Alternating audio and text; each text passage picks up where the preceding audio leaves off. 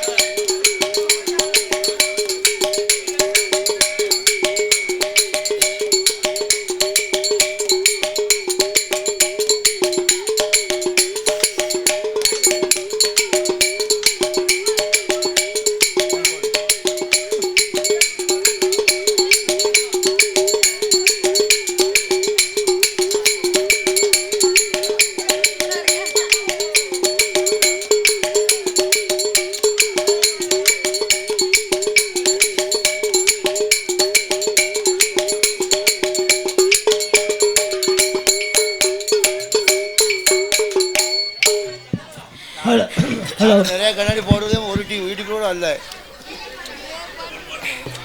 அந்தி மகிழ்ந்தோனே ஆடியே அந்தி மகிழ்ந்தோனே ஆடியே அருந்தரும் புத்திரே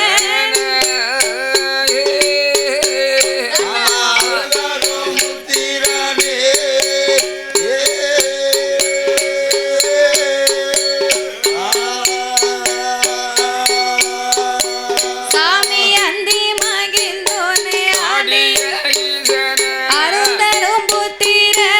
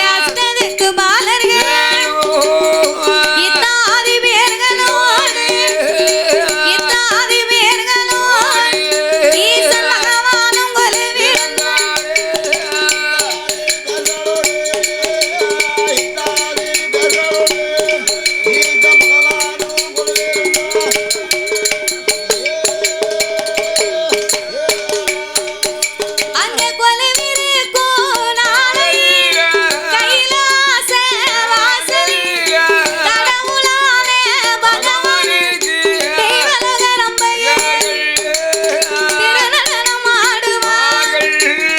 ரம்பையவ வருவார், நடனமது ஆடுவார். அவ ஊர்வசிய வருவார், உல்லாசமா பாடுவார். மேனகைய வருவார், அவ மிருதங்கமும் போடுவார். அம்மா சரஸ்வதியா வருவார், சங்கீதங்கள் பாடுவார்.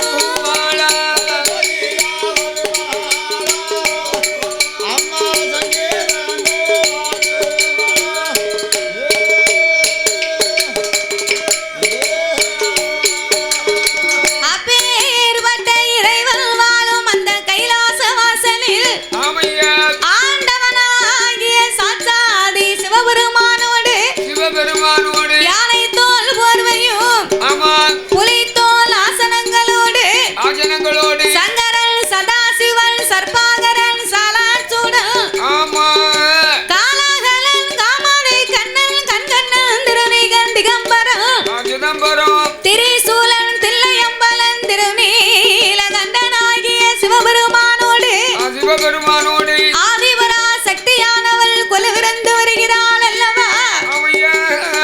அப்படி கொலுவிருக்கும் இறைவனாகிய சிவபெருமான் 14 உலகத்தை இறைவன் படைத்து 224 புவனங்களையும் ஆண்டவன் படைத்தார். 7 சப்தா சாரங்களாகப்பட்ட கடல்களை படைத்து கல்லுக்குள் இருக்கும் தேரையவும் தாயார் கற்பையுக்குள் வாழும் சிசுவையும் முட்டைக்குள் உருவாகும் குஞ்சியம் ஆண்டவன் படைத்து ஓர் அறிவு முதல் 6 அறிவு படைத்த நாமலை போன்ற மானிட மனுக்களை படைத்து நாமளை எதுக்கு படைத்தார்? 6 அறிவை கொடுத்தார், 9 தத்துவத்தை படைத்தார், மூவாசையை கொடுத்தார். அன்றாடமும் ஆண்டவன் சிவபெருமானை வணங்க வேண்டும் என்று செத்து பிழைக்கும் மானிட மனுக்களை சிவன் வடிவத்திலேயும் சக்தியின் வடிவத்திலேயும் உண்டு பண்ணி இரவென்றும் பகல் என்றும் ஆண்டவன் 2 நாளிகை படைத்தார்.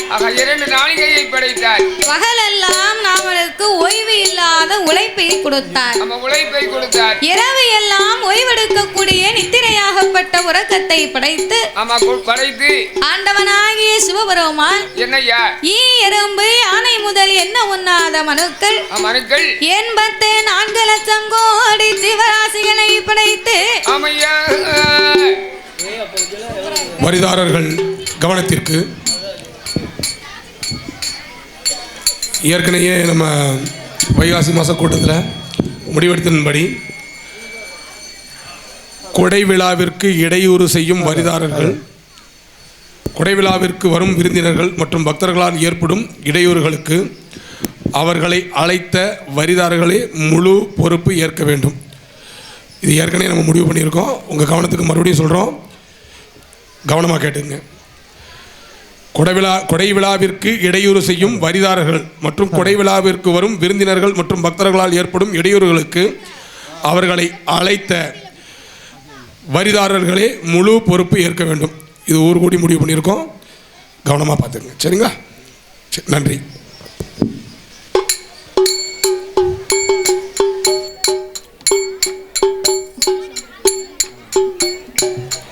அப்படி ஆண்டவனாகிய சிவபெருமான் எறும்பு யானை முதல் என்ன உண்ணாத மனுக்கள் 84 லட்சம் கோடி ஜீவராசிகளை படைத்ததோர் மனுக்களுக்கெல்லாம் ஆண்டவன் அன்றாடமும் பட்டினி இல்லாமல் படியிழக்க வேண்டும் என்று இறைவன் எவ்விதமாகவே படியிழந்து வருகின்றார். சாமி படைத்த சிவன் உலகம் எல்லாம் படைத்த சிவன் உலகம் எல்லாம் அவர் பட்டினியோ இல்லாமல் அவர் படியிழக்க வேண்டும் என்று அங்கே 7 உலகம் எல்லாம் என்ன உண்ணா மனுக்களுக்கு இறையழக்க வேண்டும் என்று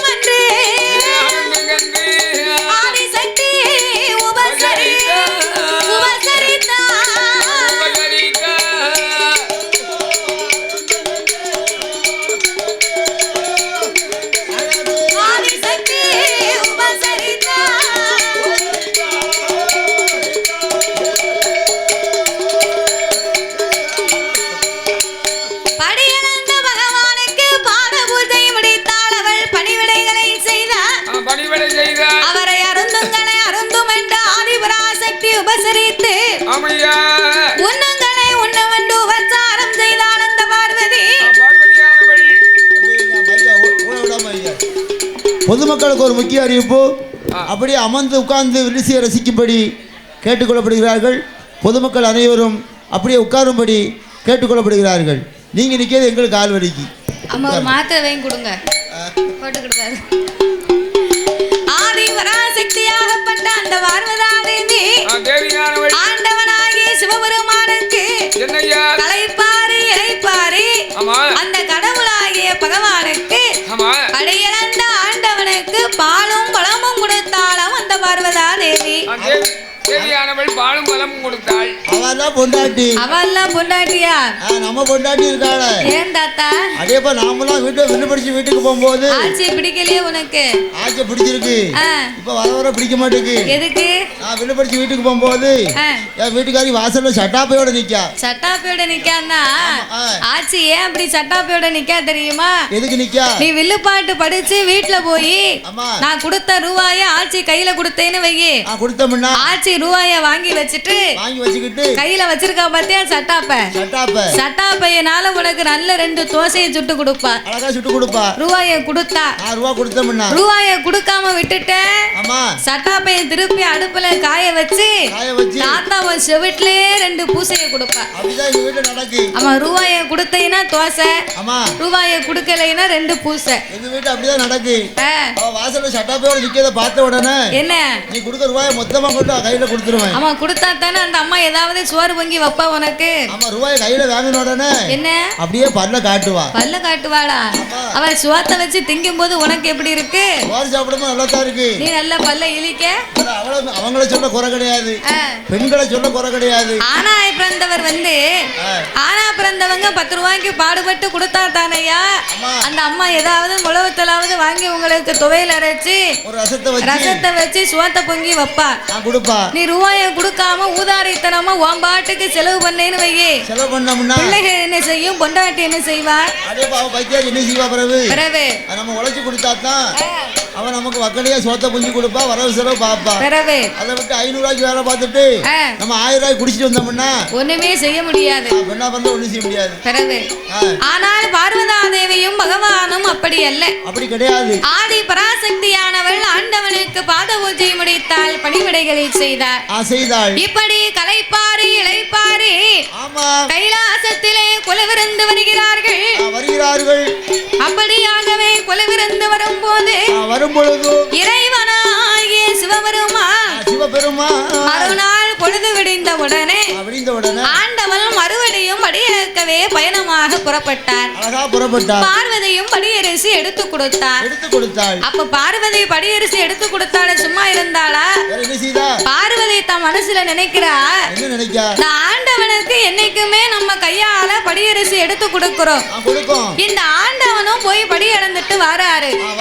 ஆனா இவர் படி இழந்து கைலாசத்துக்கு வரும்போது ஒரு அரிசி கூட மிச்சம் இல்லாம தானே இந்த ஆண்டவன் படி இழந்துட்டு வராரு. அப்படி என்ன இந்த ஆண்டவன் படி இழந்திருக்க முடியும்? ஒருவேளை இவர் படி அளந்துட்டு வாராரா? இல்லை படைத்த மனுக்களை எல்லாம் இவர் பட்டினி போட்டு தான் வாராரா? இதனையே இவரோடு சென்று இன்றைக்கு பார்க்க வேணும் என்று ஆதிசக்தி ஆண்டவனை அழைத்து ஆண்டவனே பகவான்,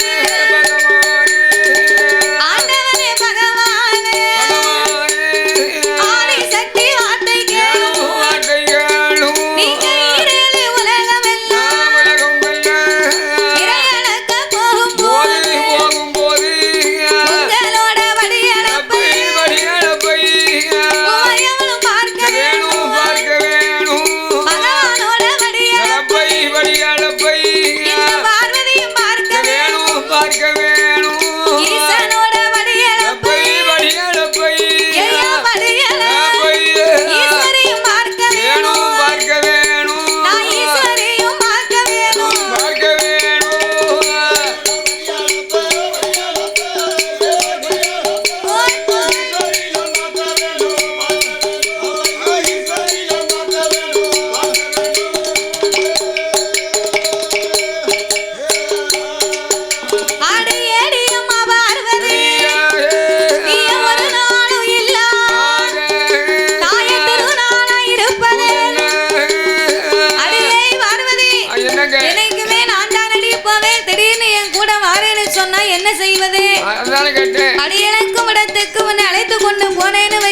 சரி. போன இடத்திலே பலவிதமா மக்களை நான் படைத்திருப்பேன். ஆமா, பலவிதம்னா எப்படி? அவருக்கு என்ன ஆச்சு இவருக்கு என்ன ஆச்சுன்னு உன் வாயை வச்சுக்கிட்டு நீ சும்மா இருக்க மாட்ட.